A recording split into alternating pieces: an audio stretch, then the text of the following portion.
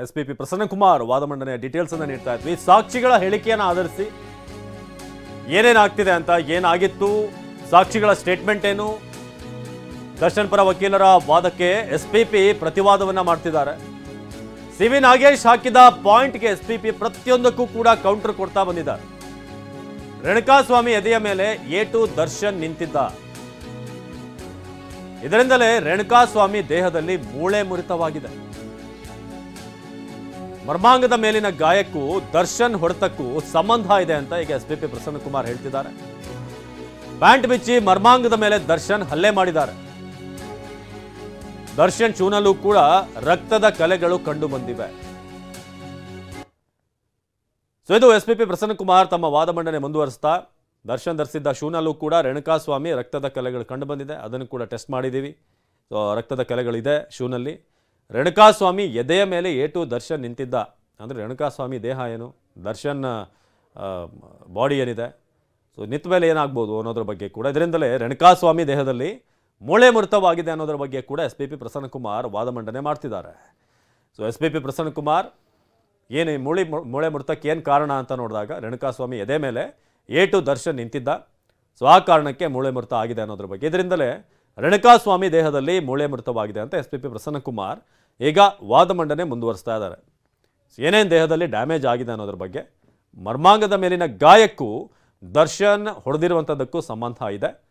So ಅದಕ್ಕೆ ಅಲ್ಲಿ ಈ ಪ್ಯಾಂಟನ್ನು ರಿಮೂವ್ ಮಾಡಿ ನಂತರ ಮರ್ಮಾಂಗಕ್ಕೆ ಒದೆಯಲಾಗಿದೆ ಅಂತ ದರ್ಶನ್ ಹಲ್ಲೆ ಮಾಡಿದ್ದಾರೆ ಅನ್ನೋದ್ರ ಬಗ್ಗೆ ಎಸ್ಪಿಪಿ ಪ್ರಸನ್ನಕುಮಾರ್ ಈಗ ವಾದ ಮಂಡನೆ ಮುಂದುವರಿಸ್ತಾ ಇದ್ದಾರೆ.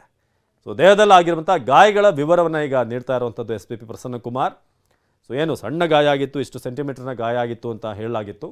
ಸಣ್ಣ ಗಾಯ ಅಲ್ಲ, ಇಷ್ಟೆಲ್ಲ ಆಗಿದೆ. ರೇಣುಕಾಸ್ವಾಮಿ ಮೂಳೆಗಳು ಮುರಿದು ಹೋಗಿವೆ, ಮರ್ಮಾಂಗಕ್ಕೆ ಒದೆಯಲಾಗಿದೆ.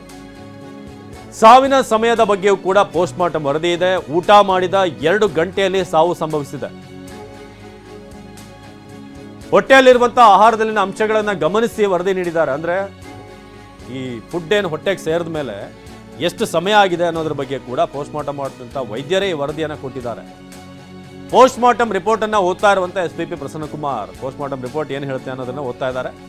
ಸಾವಿನ ಸಮಯ ಅದರ ಬಗ್ಗೆ ಕೂಡ ಪೋಸ್ಟ್ ಮಾರ್ಟಮ್ ವರದಿ ಇದೆ.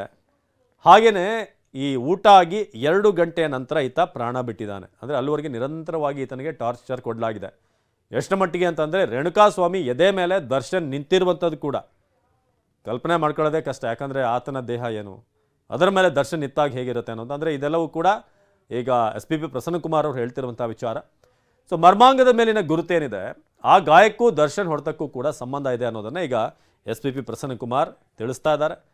ಸೊ ಹಾಗೆಯೇ ಈ ಯಾವಾಗ ಈತನ ಪ್ರಾಣ ಹೋಯಿತು, ಕರ್ಕೊಂಡು ಬಂದು ಊಟ ಮಾಡಿಸಿ, ಅದು ಕೂಡ ಏನು ಭಾಳಷ್ಟು ವಿಚಾರ ಇತ್ತು. ಏನಂತಂದರೆ ಬಲವಂತವಾಗಿ ತುರುಕಿಸಲಾಗಿತ್ತು, ಅನ್ನ ತಿನ್ನಿಸ್ತಿದ್ರು ಅನ್ನೋದೆಲ್ಲ. ಸೊ ಇದೆಲ್ಲವೂ ಕೂಡ ಈಗ ತಿಳಿಸಲಾಗ್ತಾ ಇದೆ. ಸೊ ದರ್ಶನ್ ಧರಿಸಿದ್ದಂಥ ಶೂನಲ್ಲೂ ಕೂಡ ರಕ್ತದ ಕಲೆ ಇದೆ. ರೇಣುಕಾಸ್ವಾಮಿ ಎದೆ ಮೇಲೆ ಏಟು ದರ್ಶನ್ ನಿಂತಿದ್ದ ಅನ್ನೋದರ ಬಗ್ಗೆ ಕೂಡ ಈಗ ಎಸ್ಪಿಪಿ ಪ್ರಸನ್ನಕುಮಾರ್ ತಮ್ಮ ವಾದ ಮಂಡನೆಯಲ್ಲಿ ತಿಳಿಸ್ತಾ ಇದ್ದಾರೆ. ಭಾಳ ಸ್ಪಷ್ಟವಾಗಿ ಹೇಳ್ತಾ ಇದ್ದೀವಿ ನಾವು. ಅಂದರೆ ಎಸ್ಪಿಪಿ ಪ್ರಸನ್ನಕುಮಾರ್ ಅವರು ಹೇಳ್ತಿರುವಂಥ ವಿಚಾರಗಳನ್ನು ಒಂದೊಂದಾಗಿ ತಿಳಿಸುವಂಥದ್ದು ಈಗ ಆಗ್ತಿರೋದು. ಸಾವಿನ ಸಮಯದ ಬಗ್ಗೆ ಕೂಡ ಪೋಸ್ಟ್ ಮಾರ್ಟಮ್ ವರದಿ ಇದೆ, ಯಾವ ಟೈಮ್ಗೆ ಆತನ ಪ್ರಾಣ ಹೋಯಿತು ಅಂತ. ಇನ್ನು ರೇಣುಕಾಸ್ವಾಮಿ ಎದೆಗೂಡಿನಲ್ಲಿ 17 ಗಾಯಗಳು ಕಂಡು ಬಂದಿವೆ. ಶ್ವಾಸಕೋಶಕ್ಕೂ ಹಾನಿಯಾಗಿರೋದು ವರದಿಯಲ್ಲಿದೆ. ಇದು ದರ್ಶನ್ ರಕ್ತ ಚರಿತ್ರೆಯನ್ನ ತೋರಿಸುತ್ತೆ ಅಂತ ಎಸ್ಪಿಪಿ ವಾದ ಮಂಡನೆ ಮಾಡ್ತಿದ್ದಾರೆ.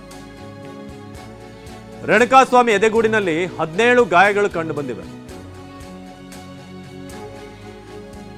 ಸೊ ವಾದ ಮಂಡನೆ ಮುಂದುವರಿಸ್ತಾ ಈಗ ಸದ್ಯಕ್ಕೆ ಒಂದು ಮೇಜರ್ ಅಪ್ಡೇಟ್ ಬರ್ತಾ ಇದೆ. ದರ್ಶನ್ ಜಾಮೀನು ಅರ್ಜಿ ವಿಚಾರಣೆ ಮುಂದುವರಿಕೆ ಆಗಿದೆ. ಮತ್ತೆ ದರ್ಶನ್ ಜಾಮೀನು ಅರ್ಜಿ ವಿಚಾರಣೆ ಮುಂದೂಡಿಕೆ ಮಾಡಲಾಗಿದೆ. ಸದ್ಯಕ್ಕೆ ಎಸ್ಪಿಪಿ ಪ್ರಸನ್ನಕುಮಾರ್ ಅವರ ವಾದವನ್ನು ಕೂಡ ಆಲಿಸಿದಂತ ನ್ಯಾಯಾಧೀಶರು ದರ್ಶನ್ ವಿಚಾರಣೆಯನ್ನ ನಾಳೆಗೆ ಮುಂದೂಡಲಾಗಿದೆ. ದರ್ಶನ್ ಜಾಮೀನು ಅರ್ಜಿ ವಿಚಾರಣೆ ಮುಂದೂಡಿಕೆ ಮಾಡಲಾಗಿದೆ. ನಾಳೆಗೆ ನ್ಯಾಯಾಲಯ ವಿಚಾರಣೆಯನ್ನ ಮುಂದೂಡಿದೆ, ಮತ್ತೆ ಮುಂದೂಡಿಕೆ ಆಗಿದೆ. ಇವತ್ತು ಸಂಪೂರ್ಣವಾಗಿ ಎಸ್ಪಿಪಿ ಪ್ರಸನ್ನಕುಮಾರ್ ತಮ್ಮ ವಿಚಾರವನ್ನು ತಿಳಿಸಿದ್ರು. ಸಾಕ್ಷಿಗಳ ಹೇಳಿಕೆ, ಹಾಗೆ ರೇಣುಕಾಸ್ವಾಮಿ ಮತ್ತು ಇವರ ಕನೆಕ್ಷನ್ ಹೇಗಿತ್ತು ಅನ್ನೋದ್ರ ಬಗ್ಗೆ ಒಂದೊಂದಾಗಿ ಹೇಳ್ತಾ ಹೋದ್ರು.